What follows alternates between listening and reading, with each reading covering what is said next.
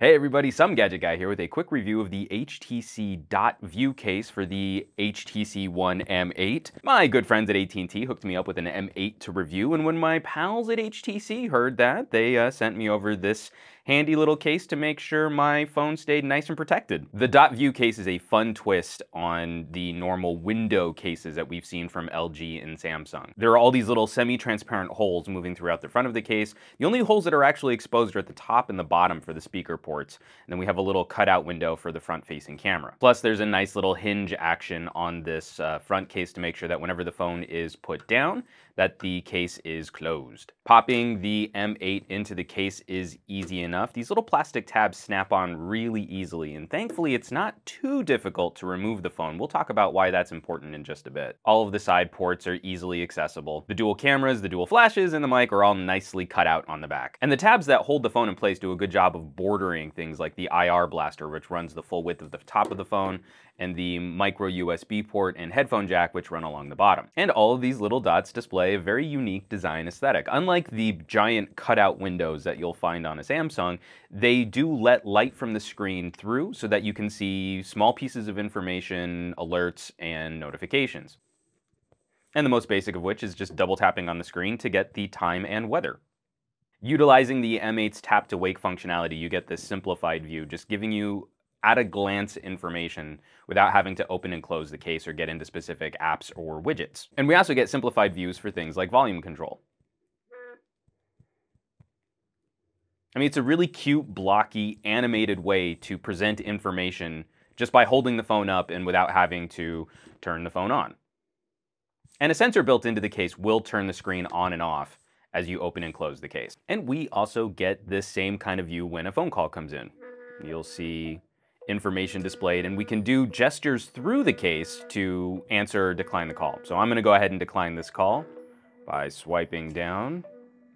It's one of the things that, there we go, good. So that declined the call, sent the call to voicemail. Now, the case still uses the touch sensitivity of the screen underneath. So you can imagine that with this rubbery piece of plastic on top of the screen, that it does sort of get in the way of how sensitive that screen is. And I found that that's maybe one of the drawbacks of having gesture controls built into a case like this, is that you kind of have to really mean it. You have to kind of press and drag your thumb over this little, rubbery cheese grater of dots to get that gesture to work properly. And anytime you have gestures or tap to wake functionality, something like that, you just sort of have to acknowledge that it's not going to work consistently 100% of the time, because you're not going to nail that perfect gesture every single time. Ditto the simplified voice dialing you get when using this case. HTC has built in a lot of conditional orientation gestures. So like when you're holding the camera up and you hit the volume key, it'll launch the camera, but it won't launch the camera if the phone's lying flat. And so I'm kind of propping the phone up here so that if I do a swipe, and see, it didn't do it that time. Let me tilt it up a little bit more and swipe. And now it'll do a voice dial. It just takes a while to get the right feel for how the phone is supposed to be held or oriented to absolutely nail that gesture.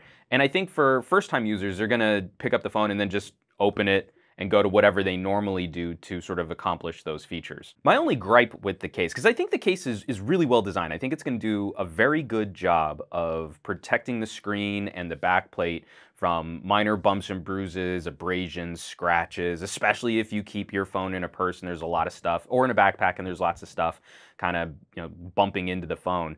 But this textured dot pattern does a phenomenally good job of getting gunk stuck in it. That sort of cleanliness and appearance.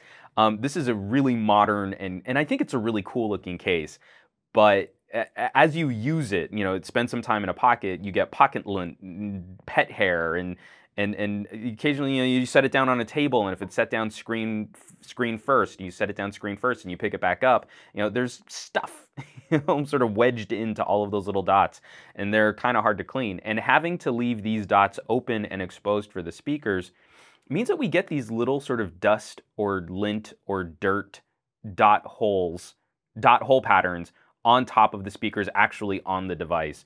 And it's just one of those things, you find yourself that you're constantly sort of wiping stuff down or cleaning it or blowing into these dots to try and get a hair or a piece of lint or grit out of your case. And then another little minor gripe, you get these notifications down at the bottom, and they'll serve up if you use the HTC apps like HTC Mail and the HTC Calendar. They don't tie into other services. So like you won't get a little alert for Gmail, and that's the primary email app that I use on my phone. So that's kind of a bummer that it's restricted just to HTC services, but I'm hoping that in a future Blink Feed update or Sense update that they'll open up some of the compatibility for things like Gmail services, which you would think would be fairly common to use on an Android phone. Now, personally, I'm not a huge fan of the flappy cover case. I feel there are enough situations where this ergonomically gets in the way. You've got the case wrapped all the way around the back, and then you think you want to fire up the camera, you've got to kind of dance it. It makes the phone a little bit more difficult to use one-handed. You're constantly sort of doing this little flip dance, which I worry will eventually lead to me dropping the phone, as I'm sort of, I don't like it when an accessory or a device is large enough that it dictates always needing to use two hands.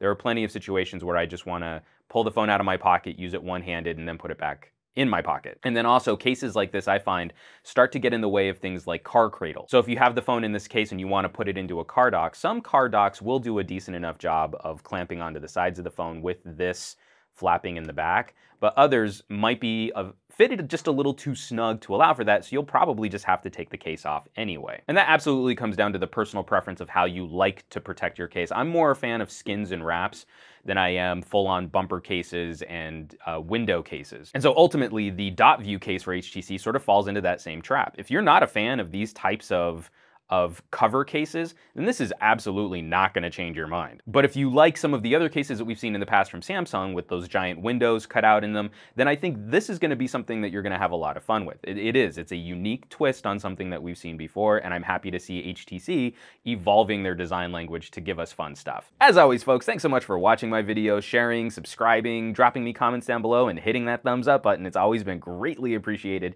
and I will catch you all on the next review.